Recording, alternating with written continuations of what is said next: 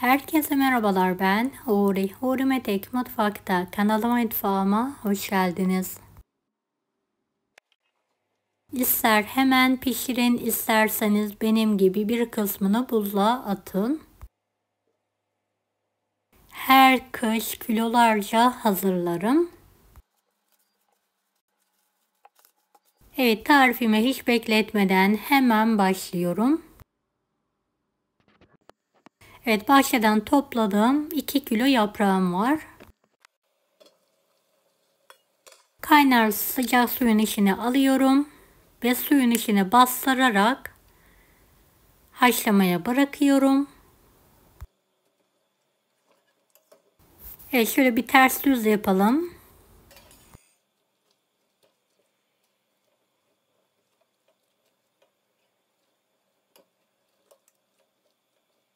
Kapağını kapatarak yumuşayana kadar haşlayalım.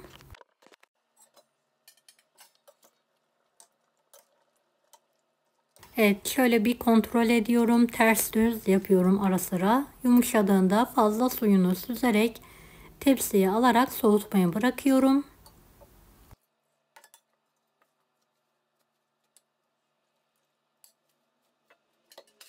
Evet, bu şekilde azar azar yaprakların hepsini haşlıyorum.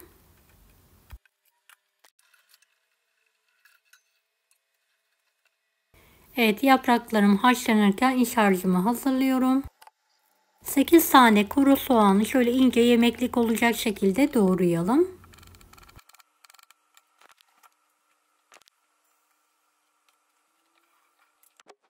Geniş bir tencerenin içine alalım.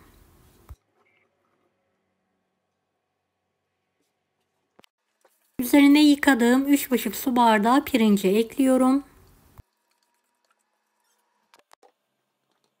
Ocağın üzerine alıyorum. 1-2 dakika yağsız bir şekilde kavuruyorum. Daha sonra bolca sıvı yağ gezdirerek soğanlar ve pirinçler kavrulana kadar sürekli karıştırarak kavuruyorum. 2 tatlı kaşığı tuz ilavesi yapıyorum ve kavurma işlemine devam ediyorum. 1 su bardağı soğuk su ilave ediyorum. Hızlıca karıştırarak kapağını kapatarak demlenmeye bırakıyorum. Soğuttuktan sonra kuru nane, pul biber, karabiber ekliyorum. Karıştırıyorum. Maydanoz, dereotu, taze nane ekleyerek karıştırıyorum.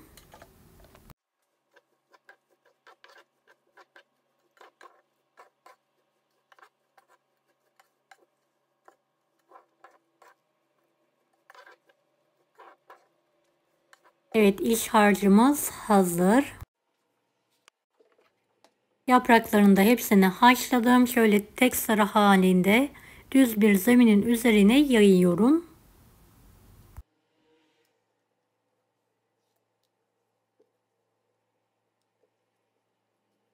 Evet, iç harçtan her birine pay edelim ve videodaki gibi kenarlarını kapatarak saralım.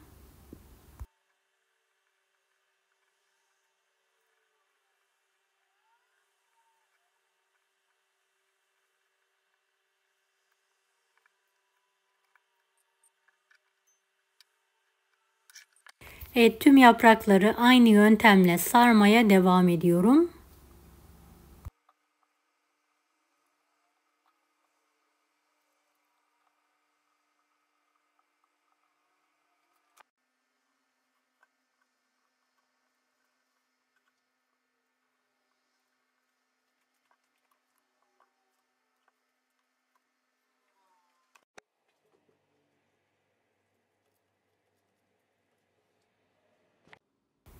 Evet, iç harcım bitti. Hepsini sardım.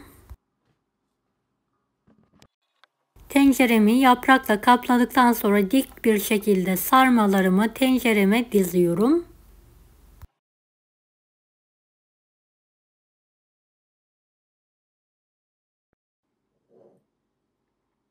Beni hangi ülkeden veya şehirden izliyorsunuz merak ediyorum. Yoruma yazarsanız sevinirim.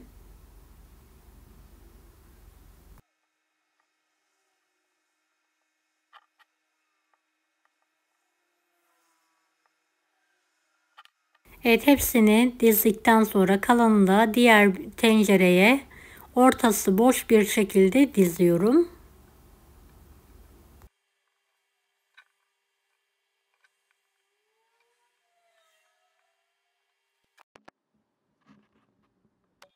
Evet, yapraklarını kenarlarına kapatarak buzdolabına kaldırıyorum. 1-2 gün sonra pişirmek için. Evet, pişirmek için üzerindeki yaprakları aldım. 1,5 tatlı kaşığı tuz serpiyorum. Yarım limonu bolca sıkıyorum. Bolca sıvı yağ gezdirelim. Yarıdan az olacak şekilde soğuk su gezdirelim ve tuzları bu sayede eritelim.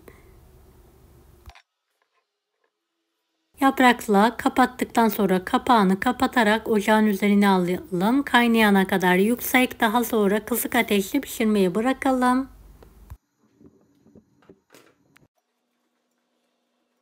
Üzerindeki yaprakları toplayalım. Bir borcam yardımıyla ters çevirelim.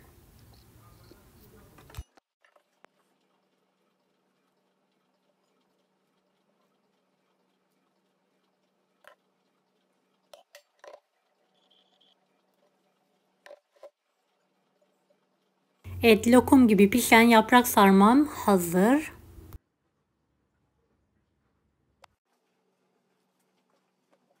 Üzerini kapatarak bu şekilde muhafaza ediyorum.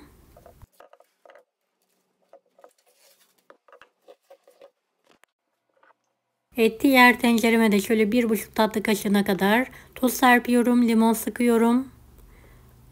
1 su bardağı suyla pişirmeyi bırakıyorum. Kaynayana kadar yüksek, daha sonra kısık ateşte. Evet, dolmalarımın suyu bitince bolca zeytinyağı gezdiriyorum. 1-2 dakika daha pişirmeyi bırakıyorum.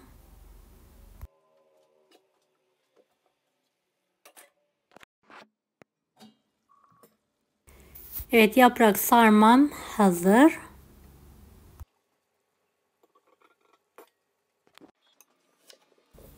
Evet, tekrardan iç hazırlıyorum. 3 adet kuru soğanı yemeklik olacak şekilde doğruyorum.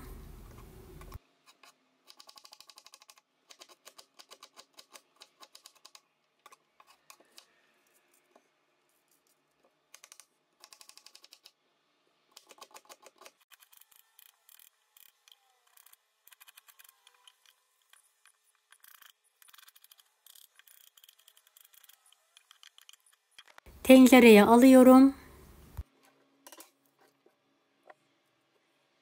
Üzerine yıkanmış 2,5 su bardağı pirinç ekliyorum.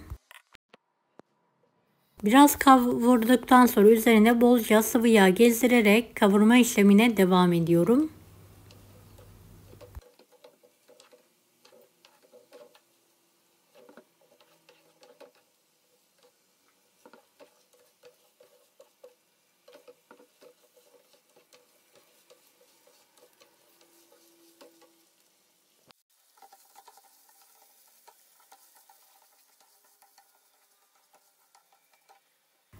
Şöyle 1,5 tatlı kaşığı kadar tuz serpelim, karıştıralım.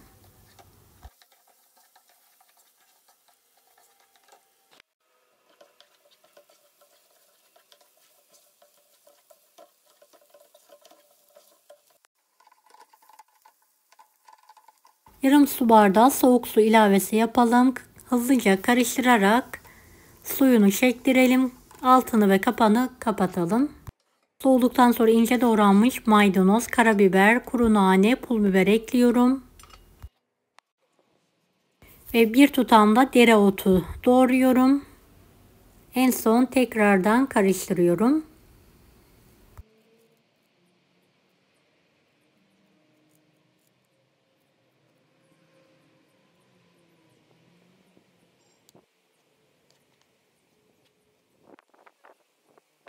Evet, kalan yapraklarımı da tek sıra halinde diziyorum. İç harçla sarıyorum.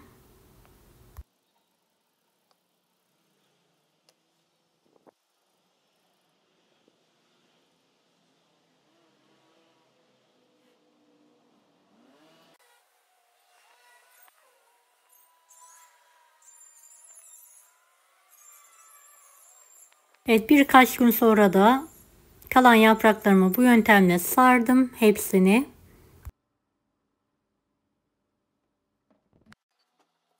Streçleyerek bir yemeklik olacak şekilde sıkıca sarıyorum ve buzluğa kaldırıyorum.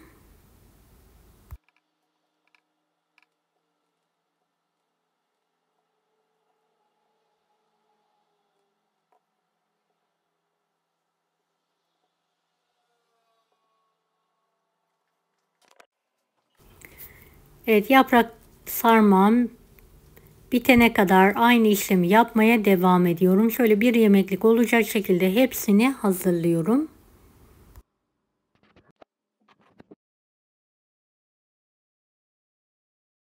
İhtiyaç zamanlı buzlu bir şekilde buzunu yıkayarak pişiriyorum.